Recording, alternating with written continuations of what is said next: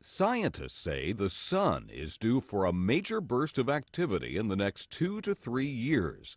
And for everyday things we sometimes take for granted, the stakes are high.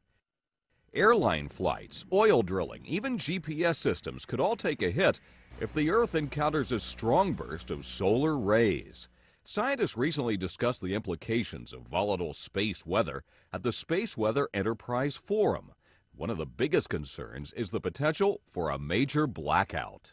One of the things that we really saw the major impacts would be on the power grid, the electrical power grid, that a major solar storm could cause immense damage. It could cause blackouts that could last for weeks, possibly months or even years. In August 2003, a computer malfunction played a major role in the U.S.'s worst blackout, putting 50 million people in the dark, including all of New York City.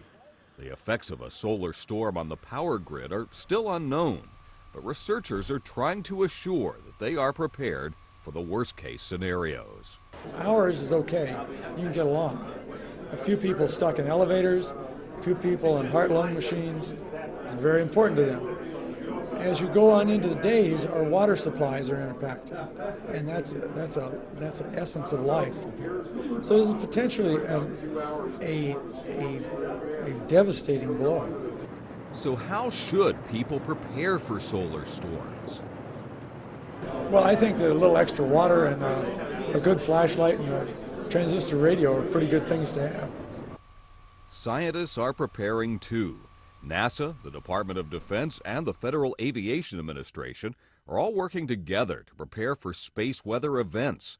They'll soon be launching probes to monitor radiation belts. Mark Hamrick, The Associated Press.